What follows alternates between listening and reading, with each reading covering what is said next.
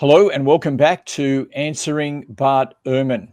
And today we're going to have a special episode.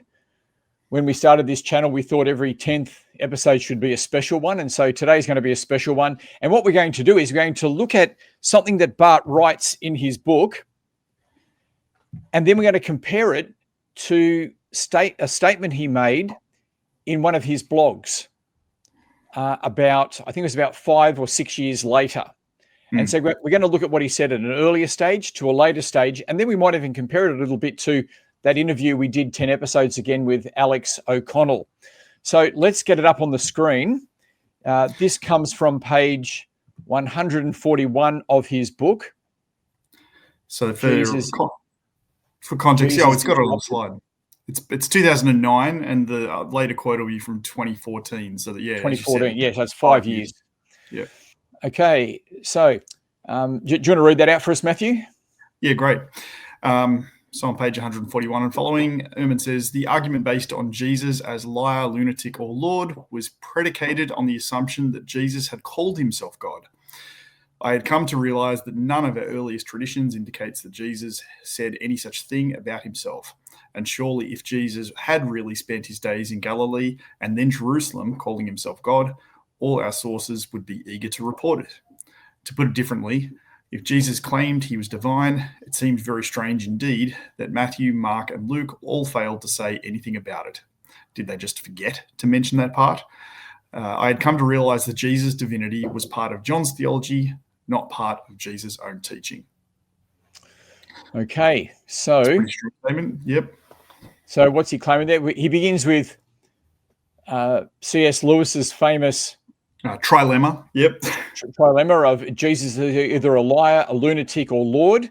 Yeah. Because anyone who goes around saying they're God has got to be one of those. But he says, actually, Jesus never said he was God anyway. So the whole C.S. Lewis argument doesn't even work. Yeah. So it's very clear there. In John, the Gospel of John, you have Jesus saying, "I am God," whereas in Matthew, Mark, and Luke, he doesn't say it. That's his argument. All right. Yep. Now, what we're going to show you, though, is this, that on his blog, and you can see the date there, April 13, 2014. Now, I have to say, this is behind a paywall if you want to read all of it.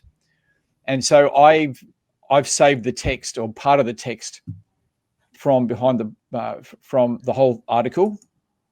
But this is what it says. You can only see the first 2 paragraphs if you see it without paying, basically, yeah.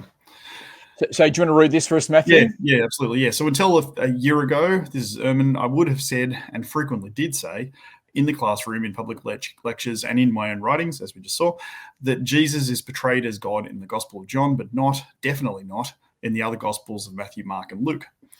I finally yielded.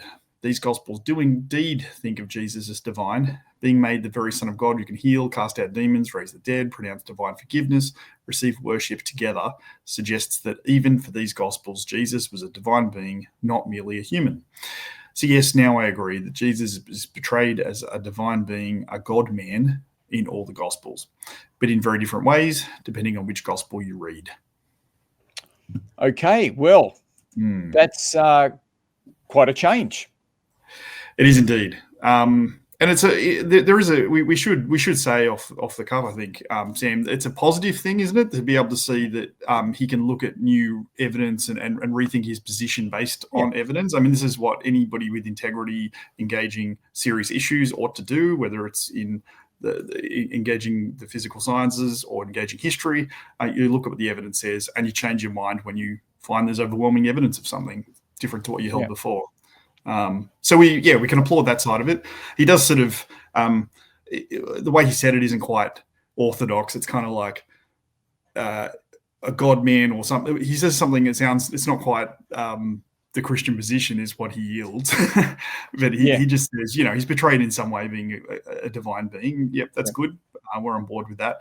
But it's very significant, as I think you've come across, Sam, that Bart Ehrman would change his mind on that, because a lot of people want to use his argument that John's message is very different to argue that the Bible can't be trusted, don't they? Yes, absolutely. And so, yeah, we want to commend Bart for having that type of change. And as you said, just tell people to follow through on what Bart says on different topics if you're going to use him as an authority, because if you quote something earlier, he may have said something different later on. But however, about 10 episodes ago, we looked at his interview with Alex O'Connell, and he didn't seem to be saying this back then. And when was that one from? Do we know where that was in the timeline? I can't recall. It was episode 20, and so this is episode 30. So every 10. But if people look on the channel, they can find it. And so he again, he seems to be saying something quite different to even what he said back in 2014. But look, so we just want to say to people, you got to be careful quoting Bart Ehrman, because he may say different things at different times, at least on this case, at this point. But I just want to finish up by looking at a couple of other points, and that is, in our first quote from Jesus Interrupted, he was saying, Jesus went around saying he's God. And actually, when you read John's gospel, Jesus doesn't go around saying, I'm God, I'm God. He just doesn't speak that way. So, but I think very often people use John's gospel and its high Christology to say, Jesus went around saying he's God, but he doesn't say that. He says he's the Son of Man. He says he's the divine Son of God. He goes around saying that he's the Good Shepherd, right? From Psalm 23, he says he's the bread come from heaven, and he's the water of life. He uses those types of phrases, but he just doesn't go around saying, I'm God, I'm God. And I think people do. They misrepresent the Gospel of John. Yeah. So all of the Gospels alike have Jesus being very careful and having a very deliberate strategy about the way he reveals his identity, don't they? Yes. Including John's Gospel. There's some differences of emphasis and so on. But Jesus is very keen to reveal his ideas like Son of God and Messiah and things like that. So make sure people understand it on his terms and not the terms they have. And also to reveal it in relation to his mission, which is to come and die for the sins of the world and to rise to new life forever.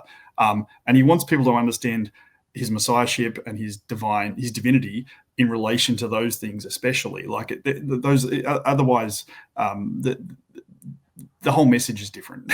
Yeah. So in other words, until Jesus has finished his mission of his holy life, sacrificial death, resurrection, ascension, until you get the whole thing, you're not going to understand who he is.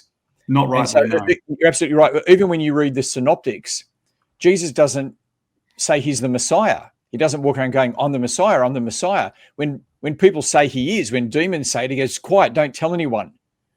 And when he wants to be known right. as the resurrected. Yeah, he wants to be known as the resurrected Messiah.